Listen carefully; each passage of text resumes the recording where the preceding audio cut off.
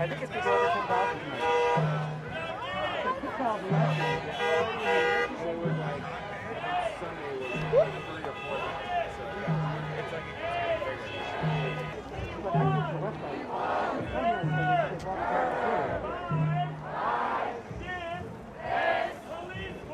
Police force!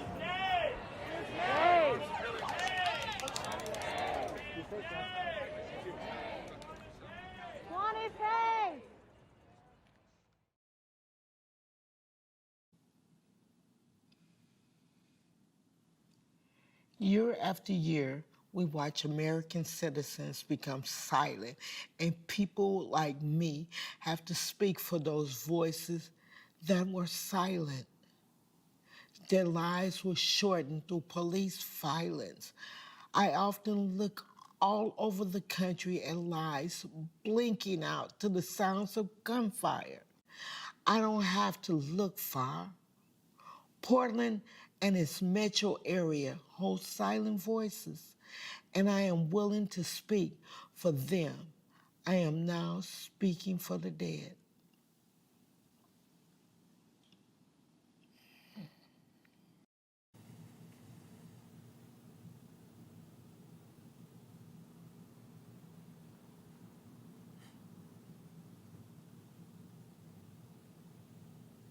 Hi. My name is Kendra James, and my life was taken from me on May 5th, 2003 by a cop who lied from beginning to end. I have 2 children that have grown up without a mother because this cop, he couldn't pull me out the car. Now, let's be mindful. The warrant that was on my file was submitted by officers who were at the scene of my death. I wasn't going to jail with them that night. I was going home. Or I thought I was.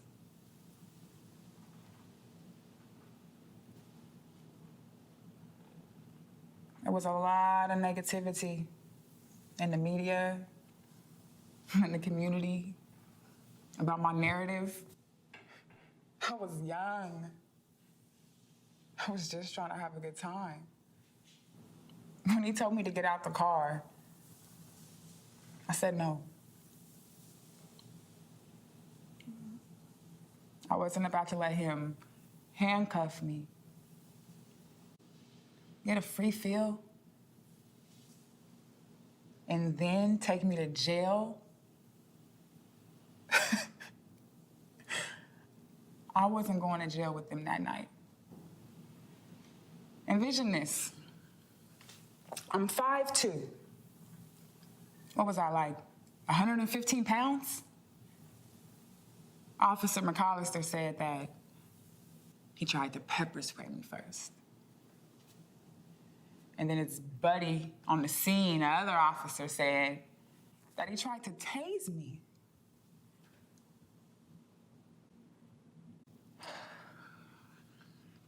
I was shot because I wasn't obedient to their commands, their orders.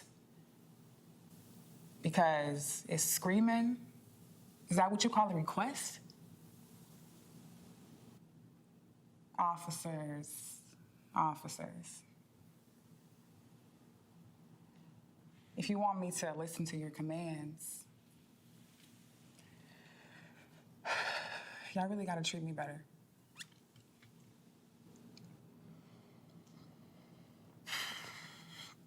Scott McAllister, he was 29 and quite full of himself. And how dare a Black woman like me give him any attitude or any lip?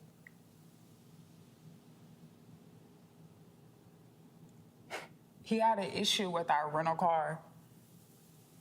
Like, y'all some big time drug dealers or something? Jesus. Chill. It's a rental car. You know, those cops, they were ride or die buddies. They were always together. They partied together. And I bet you they still hang out. I don't know what they was trying to prove that night.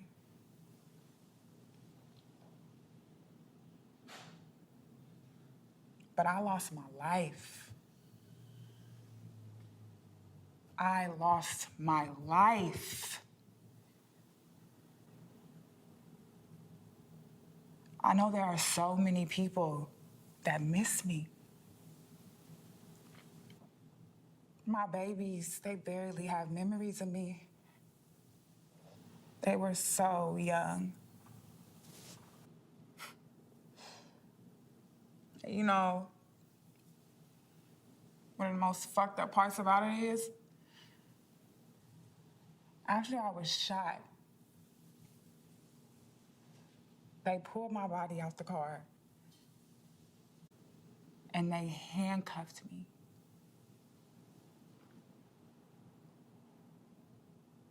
And left my body out on the street to bleed. And that ain't right.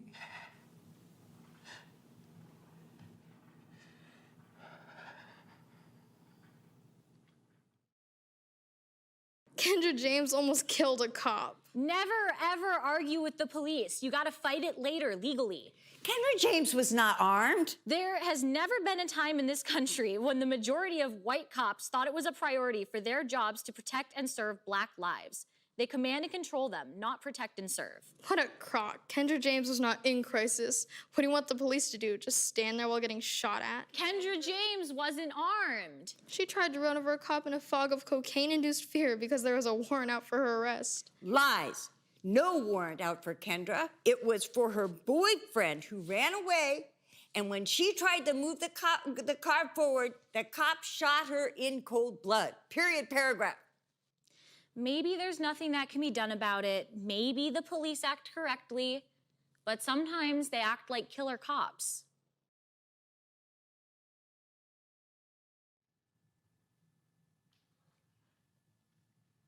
My name is Christopher Kalonji, and I was 19 when Clackamas County Sheriffs left my body bleeding out for 4 hours on the floor of our apartment. That day, I couldn't think straight. I was stuck in a memory.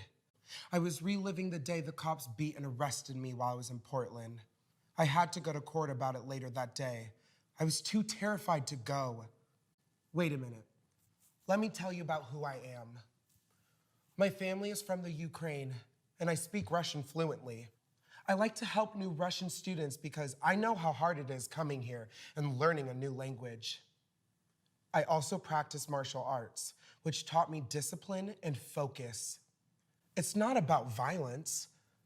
My coach showed me how to defend myself and de-escalate a situation with words.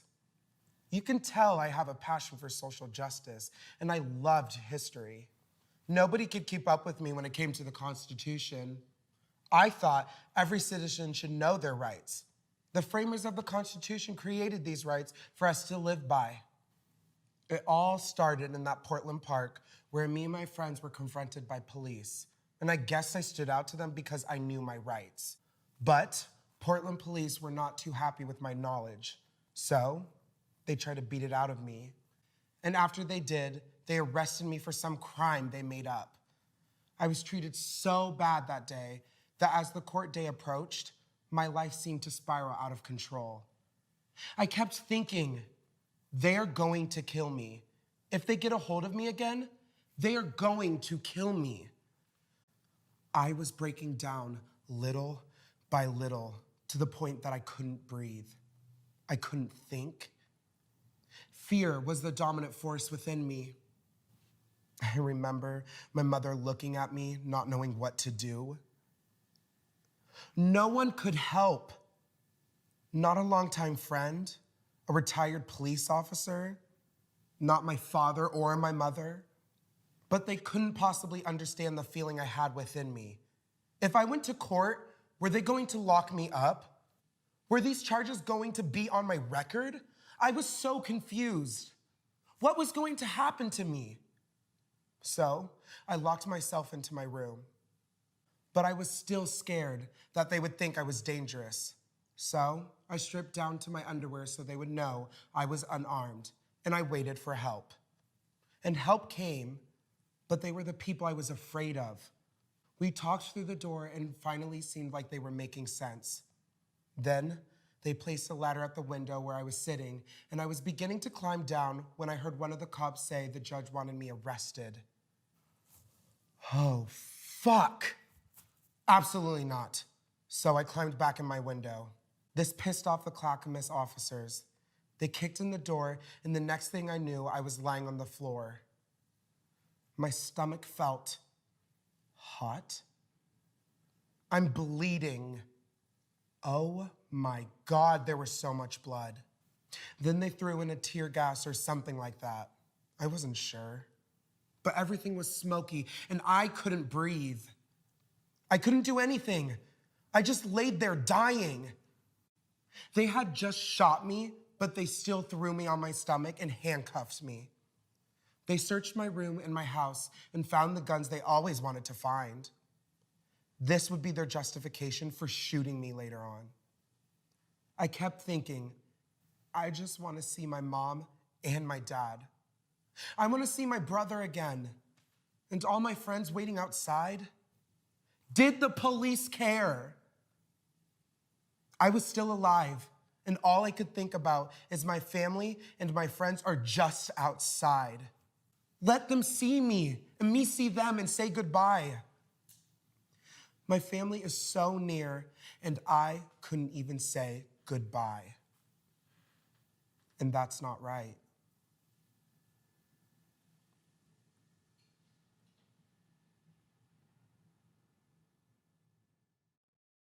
The mentally ill are rats. Why not just shoot them? Open season's looking good this year. He was suffering from a mental illness. Remember when police were supposed to serve and protect, supposedly? Not just kill and ask questions later. I'm completely disgusted with law enforcement in this country. His blood is on their hands. Mentally ill people need help and assistance. Sending a cop to shoot them is not help and assistance. You know, a lot of the mentally ill are not actually mentally ill. They're higher than a kite on drugs, but that's politically incorrect to admit. What do you think the mentally ill do when they can't get help? They take drugs to get out of their pain and misery. If we spent 1/3 of the amount that we spend on cops and their big weapons on mental health services, this situation never would have happened. If you've ever tried to get mental health services for a friend or somebody in your family, and you go to ER and they will do nothing unless they're saying they're going to kill themselves on the spot, except give you a nice mimeographed list of community services, and you call all of them and they put you on a waiting list for 3 months. People die. If our city had any sort of sense at all, they would understand that community resources are not the cops. And they would actually do something to help people who need it. Oh, it's somebody else's fault that this adult male was brandishing a rifle and threatening to shoot people. He had absolutely nothing to do with it. We don't even know if he had a gun. He was a confused kid swept up in the gun violence of this country. This is sad, really sad.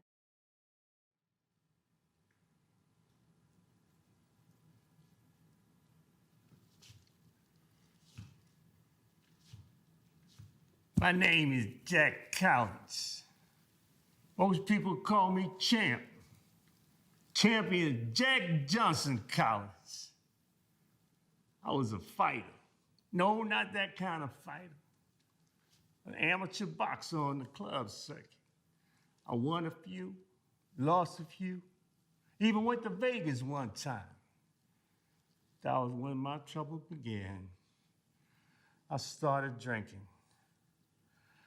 I was homeless for 30 years, and I was tired and wanted to die. But I wanted to die by my own hand, in my own time. On that day in Hoyt Arboretum, I was crawling with people. I just wanted some time alone, but everywhere I went, they was gaping at me, looking at me like I was some kind of dangerous animal. Get a job, they say, take a bath. I like to see them climb up into my body looking like I didn't get a job. I would love a bath. God knows I would love a bath. You want me to take a bath in your bathtub? Hell yes, I drank. It was a way for me to cope, calm my nerves. But on that day, I wasn't drinking. Look at the coroner's report, suckers. No alcohol, no drugs. I had serious skills for living in the street. I had my old rusted out bike. I traveled around on my bike with everything I owned. It wasn't much. You try making a life in the street with nothing but what I had. Skills, I'm telling you, I had skills. What I had that mattered to me was friends. I had people out there, called them my entourage. My crew would miss me. We hung out together. We hit all the churches and the soup kitchens for a good meal. I'd go to St. Francis. I made some good memories there. To get my daily free meal. And then me and my crew, we would shoot the shit and hang out and drink and smoke cigarettes. And if one of us had a bottle, we might drink a little. I bet Mama Stormy misses me. We go way back. I met her in Washington Park, drinking, hanging, just shooting the breeze. Cops been chasing me ever since 1980. That's a long time for them motherfuckers to be after me. I figured they might get around to killing me. I had cops chasing, they must have retired and moved to Florida by now. They chased me out of so many parks, wrote me up for drinking, call it public intoxication. Well, if you live in the streets, how else you gonna get intoxicated if it ain't public? Everything you do is in the public. You feel me? I was even rode up by a cop on a horse. Ain't that some shit? Now, if you want to see yourself the way others see you, get yourself rode up by a cop on a horse and see what he say. He said I was thin, dirty, had a low-pitched voice, medium complexion, and teeth unknown. I should have bit the shit out of that motherfucker. Then he wouldn't know what kind of teeth I got. But I didn't give him no trouble. I even said, yes, sir. Said that to the horse, but the cop didn't have to know that. I remember Officer Walters. He was always harassing me. Seemed like his beat must have been in the park. I wonder if his job description don't say hassle homeless guys, because he sure was good at it. They talked about Walters in the papers after he killed me. Wrote him up like he was some kind of hero. Called him, he said he was a vegan and a biker. Very pro-land. I guess getting rid of me was his way of supporting the ecosystem. He could have beat me with his baton, could have used his pepper spray or even tased me, but he chose to shoot. He had already called Hooper's Detox, assuming I was drunk. All he had to do was wait. I would have gone with them. I liked them peoples, even if I wasn't drunk. On the day Walters killed me, I would cut myself. Just one of those days. I was tired of my life. I had those days before. Been on the streets for 30 years. Of course I had days like that. You would too if you lived my life. Those people at the Arboretum were getting on my nerves. I didn't like how they were looking at me. I wasn't bothering them, but they kept staring at me and grabbing their kids like I was gonna eat them. So I say, you think I'm gonna kill you? Yeah. I was in the bathroom cutting, trying to get up the nerve to finish the job. He knocked on the door, and when I come out, he was pointing his gun at me. And I figured, just go on, do it. I was weak on my feet. I took a step toward him, And he shot me in the face and in the hip. And then he just let me bleed out. Hell, ain't that some shit? The city was in its 4th year of a 10-year plan to do something about the homeless. I guess if you kill a homeless man, there's just one less man for your statistic. March 22nd, 2010, my life came to an end. They had a little memorial service for me at St. Francis. Reverend Jesse Jackson was in town to protest about Aaron Campbell and Kendra James. He mentioned my name too, but he didn't even know who I was. I was just a name he could use, and that ain't right.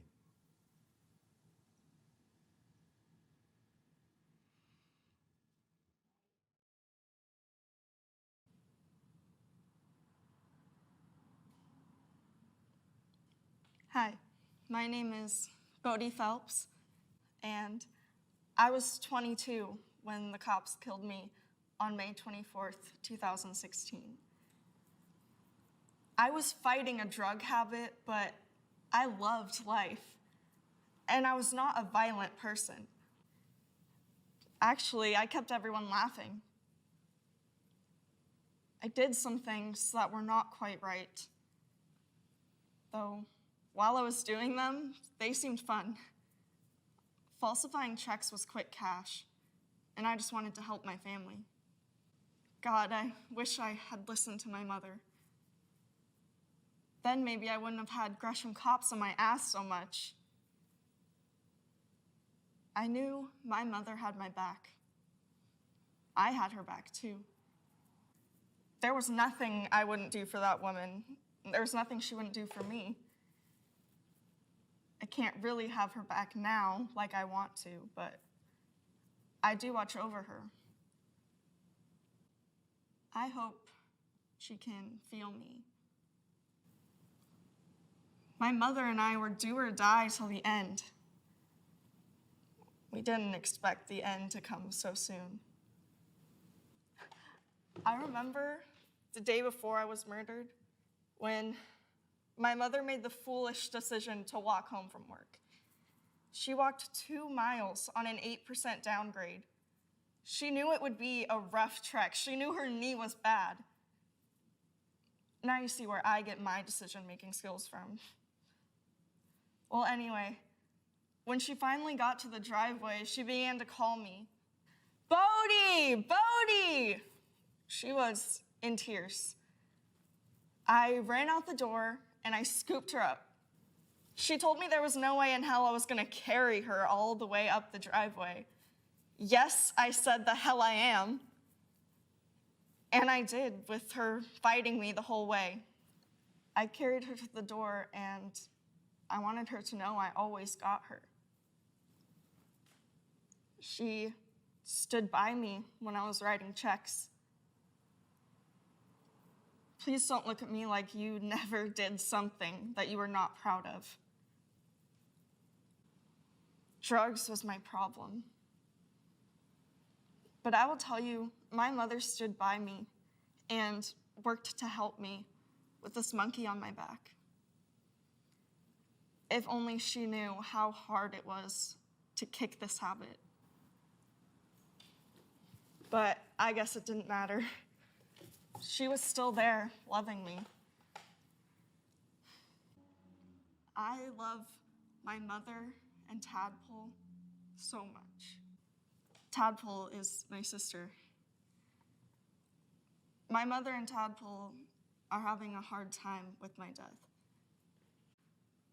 I know you're hurting, Mom, and I wish I could stop the pain. I wish I could give you one more hug. The cops didn't like me because I was fast on my feet. The cops all knew me, even the one that killed me. I guess he was just tired of chasing my ass.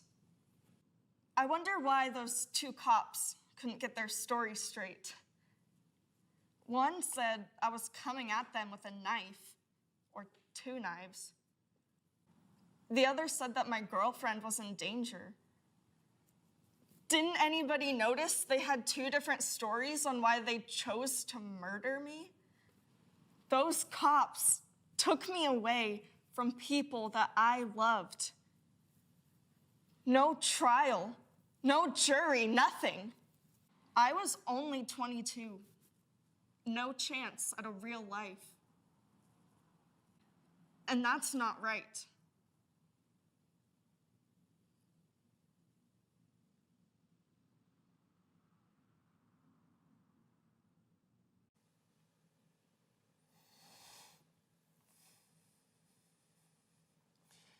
My name is John Elifritz.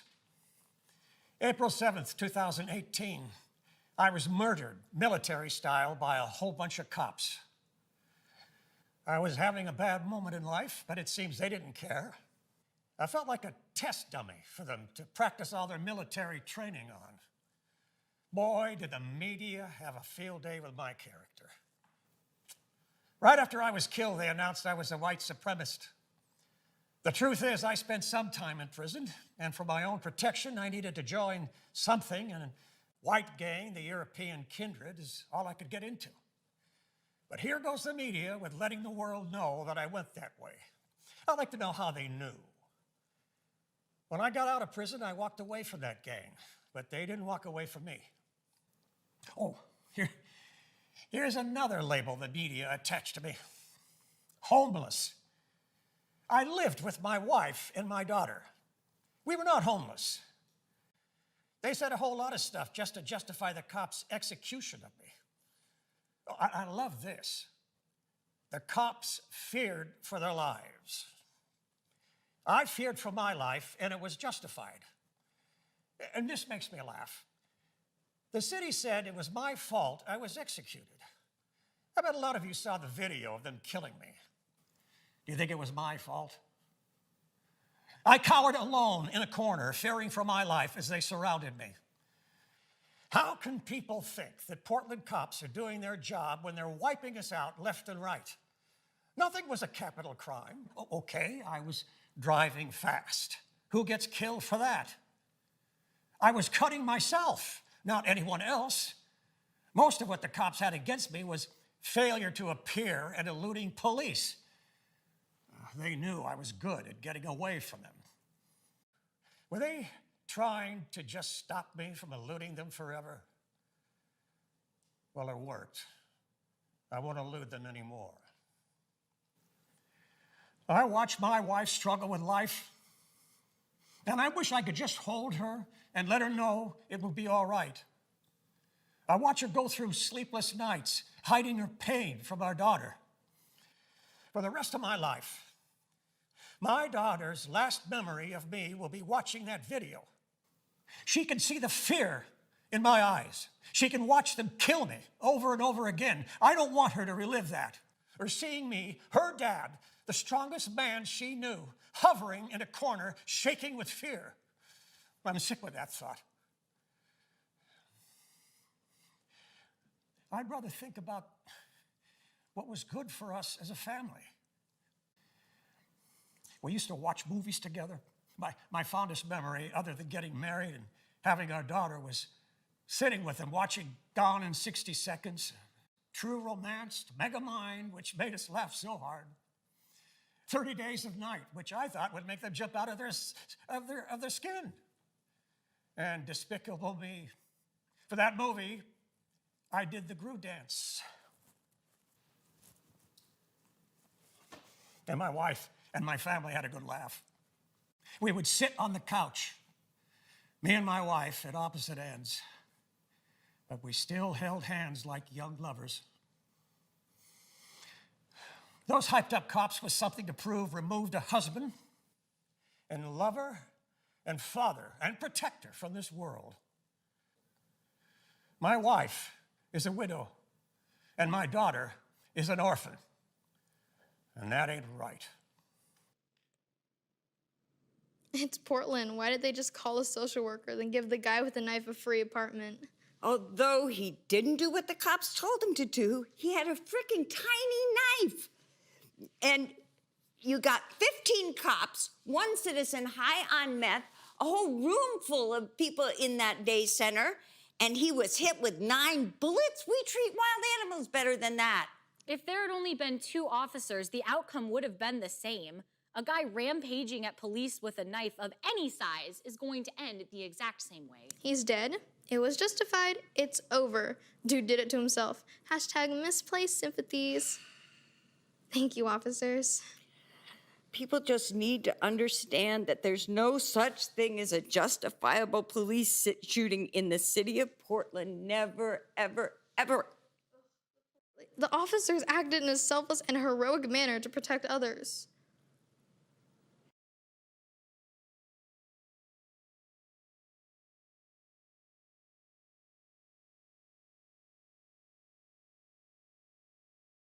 Hi, my name is Bradley Lee Morgan. I'm the one who called the cops on January 25th, 2012. I was having a very trying day. I just couldn't accept that my ex-girlfriend wasn't going to let me see my son. She put a restraining order on me. My son is my world, and without him, I just couldn't bear life. The 911 dispatcher was giving me hope. I so wish I could have kept talking to her. She made sense. She was telling me how to fight the restraining order until Scott stepped in. Then she hung up so me and the cops could talk. Scott made my hopelessness so much worse. Maybe if the crisis team had come, I'd still be alive. But they left it up to the no-brains officer Scott. 20 minutes was all it took from the time they arrived until they gunned me down and watched me fall down that elevator shaft.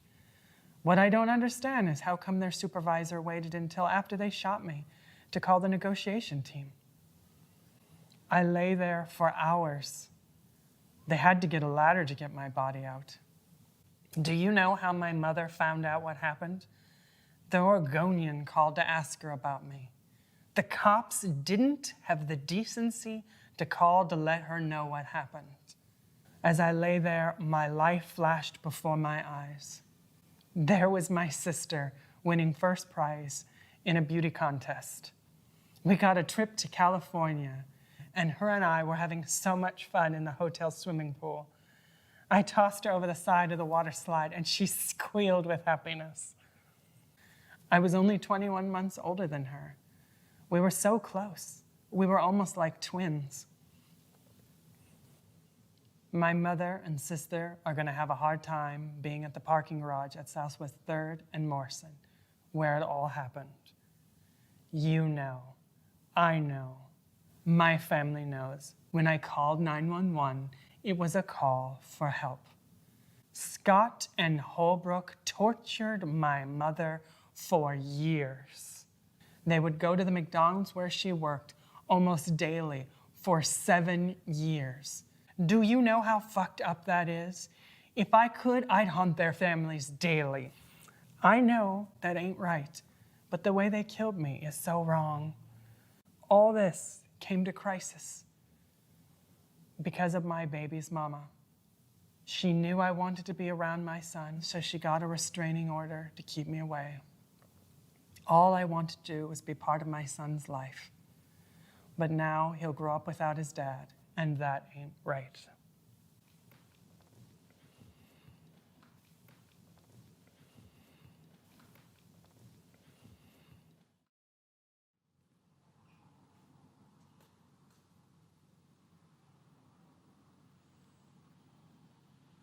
My name is Aaron Campbell, and my life was taken from me on January 29th, 2010.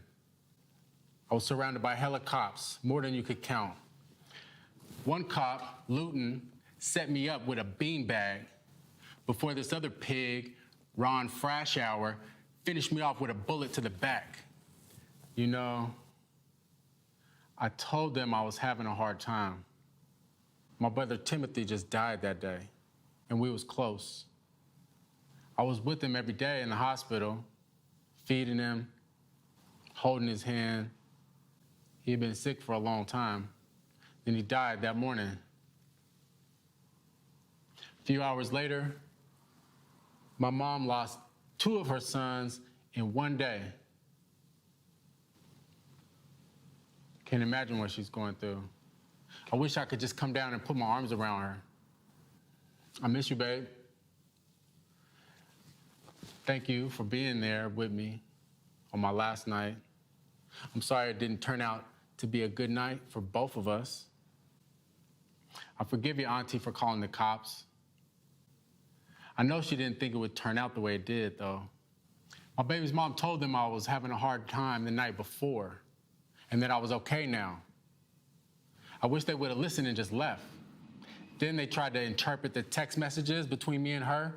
They didn't even know what the hell we was talking about. When I said I wanted to go get my gun, I was talking about killing myself. These murderers worked at putting my mind at ease. They texted me. Ain't that weird? Cops sending text messages. They really tried to make me feel like they cared about what was going on with me. Officer Quackenbush even tried to make it seem like he gave a damn about my brother. When I got out of the apartment complex, Officer Quackenbush told me to come out backwards with my hands locked behind my head. Then another cop, Luton, said, keep coming back and slow. Then someone yelled, stop, and they all had dogs and they was barking. I didn't know who to listen to. I couldn't hear anything. They couldn't get it together. No one knew what the last one was doing. Next thing I felt this pain in my side, like, what the hell was that? It was the beanbag shot. It felt like I just took a body shot from Mike Tyson. They had the nerve to say I was defiant and loud and aggressive, hostile. I just took a body shot from Mike Tyson. Of course I was loud. I did everything Quackenbush said. I'm sorry. Quackenbush? What kind of name is that? Who wants a name like Quackenbush? Man, if I was his wife, I'd have kept my maiden name. You know, if my name was Quackenbush, I probably would have took my wife's name. I mean, not really, but I'm just saying. Who wants to be a Quackenbush? Then I heard a shot. Felt like acid poured down my back, and I couldn't reach it. I could just feel it burning and smell it burning. Did anyone know I was a father? Yeah. I have a son. And I can just look down from heaven and watch him growing up into a young man. I wanted to be there, to walk with him, to guide him, to show him a different way, help him be a better man. I hate that I had to leave him in the world the way it is now. And they just shot me in the back. And that ain't right.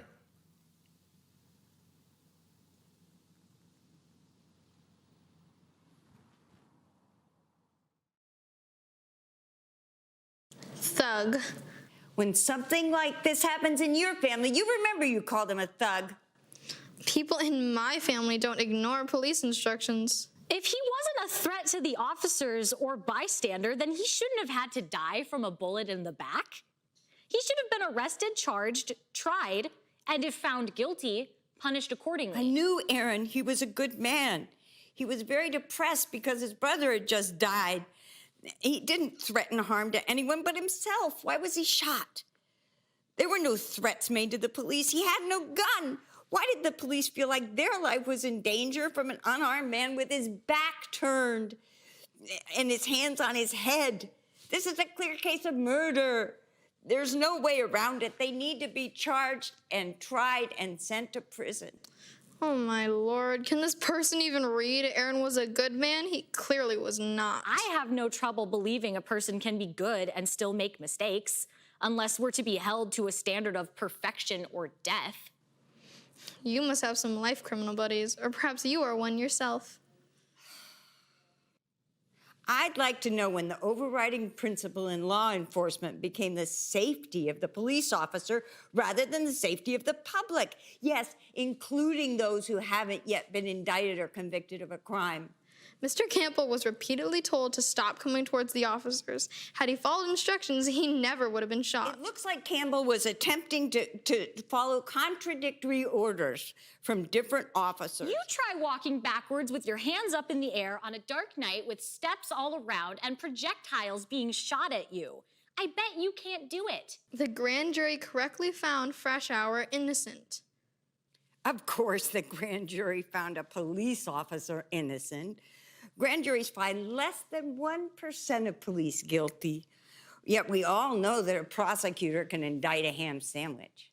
Freshour should be charged with negligent homicide.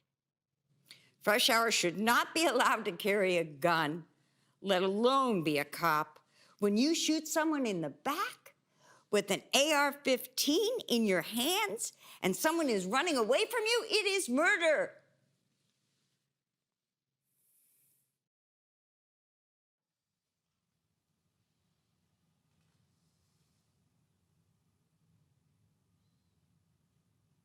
My name is Merle Hatch, and I was murdered.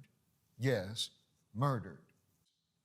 On this day, I was seeing things, hearing things. Just a typical day in the life of Merle Hatch. The demon in the suit said I robbed 2 banks, and they got me for that once. But no, it wasn't like that. I just need a little money. People got to eat. I was locked up, and the people I was with were crazy. They couldn't see the demons, but I would fight them for them. I would scream and curse them all the time. You know, when you're in the crazy ward of the hospital, that's how they treat you, like you're crazy. I checked in that day with no help from the general public. I admit, maybe I do need help sometimes. Not locked up, just a place to rest for a while from all the conversations in my head. On the day I was murdered, I yanked a phone receiver off the wall. It was time for me to spring this hatch. I lifted my shirt, and they saw the black phone receiver, and the rest is history. Out past the rent-a-cop, next to nurse, then another rent-a-cop, and I'm free. Free of this place, but not of my demons. Now they were following me wherever I went. Then they were there in the garage. I screamed, "Why don't they leave me alone?" There was one in my face just taunting me. He was just laughing at me.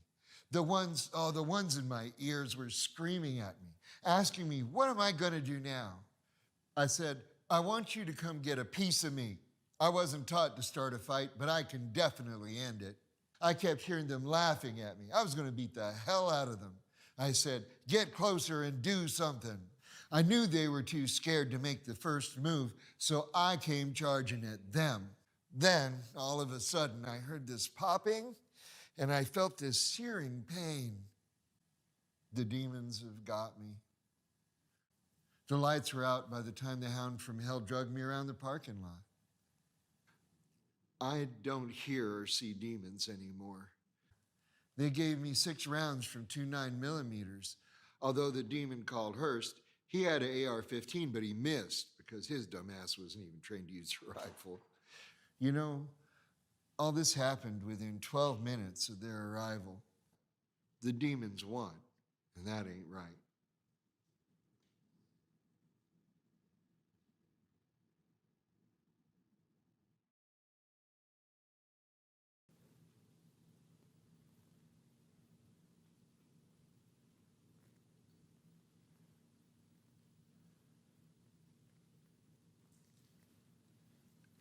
My name is Donna Hayes. I was 17 years old on January 9th when Andrew Hurst stole my life. My family always called me Moose. Nobody called me Quantus until after I was murdered. You know how sometimes when your mom gets mad at you, she call you by all 3 of your names? Not my mom. She would always call me Moose, but then have a strong accent on the Moose. But then I knew she was mad. I got the name Moose as a baby. My mom looked at me and said I looked like Bullwinkle, probably because of the nose. I seen some pictures of me as a baby, and my nose was pretty big. My grandmother used to tell me when I smile, it looked like my face hurt. So I practiced my winning smile. I always knew I'd be famous, so my pictures had to be right. I like sports. I like dancing. I'll twerk for some pizza. I don't care, I could dance. What I love to do is get a laugh out of my family. You know, after they killed me, they said I stole a food stamp card. If I'd have done something like that, I'd have had to ask for the PIN number. That don't make no sense. They said I had on a smelly old jacket. Really? I've worn brand name shoes since I was a baby, and designer underwear. I watched them lie to my family repeatedly. I love my granny. She was always easy to talk to. Especially when my mom was mad at me, she could help me understand where I went wrong. I knew the type of songs that my granny liked, and I would introduce her to more up-to-date songs so we could stop listening to all that old stuff she listened to. I know she's probably back, stuck in the 80s again. She used to tell me that I miss her when she's gone. But now I guess it's the other way around. I know she didn't see that coming. Let me tell you a little about my mother. When I was a kid, we went everywhere together. If she went to a party, I was right there in the party with her. We were inseparable. I remember I used to play football, and one game I invited her and her friend we called Mama Janae. So I had the ball, and I'm running like the wind, but maybe not fast enough because I got tackled. And next thing I heard is my mom screaming, "My baby, my baby." And no, she didn't. Come on the field, and she starts pulling bodies off of me, and I hear her, "My baby, my baby." After the game, the coach told me if I wanted to keep playing, that my mom was not allowed at any more games. That was a hard conversation to have with her. Now to my siblings. Mama Janae had 3 boys, Sir, Sincere, and Jazel.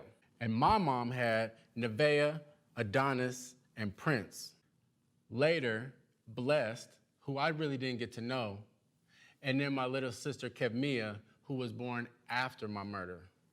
I could also consider my auntie Camilla as a sibling. We grew up together because she's only like 6 months older than me. And my family is always adding people to the family that's not blood, like Yudi. But me, Sir, and Camilla, who we call Mimi, were always together. We were like thick as thieves. I know my death was hard on my siblings. I was the protector of Prince and Adonis.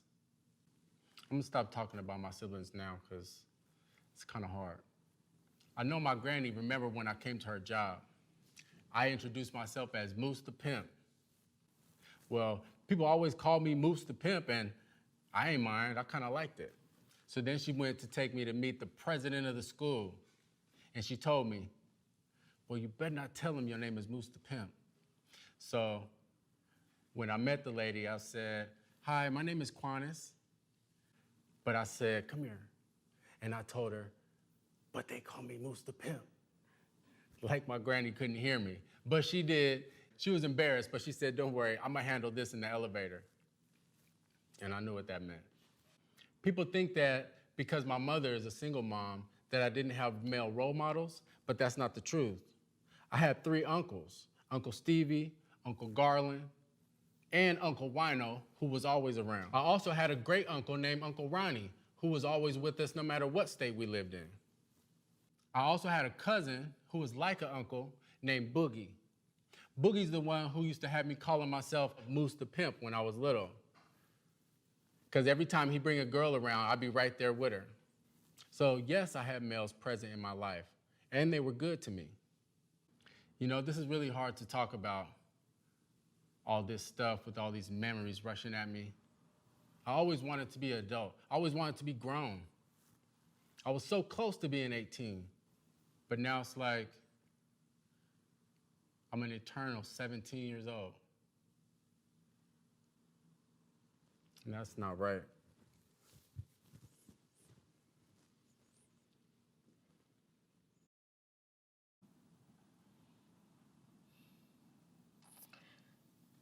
Thanks for hearing the silent voices, for I know they need to share what has been silenced due to their deaths at the hands of the cops. I know it means a lot for them to share their voices with you and your loved ones. Thank you.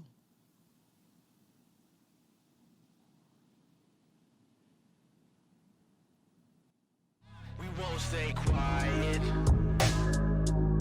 If you don't hear our voice,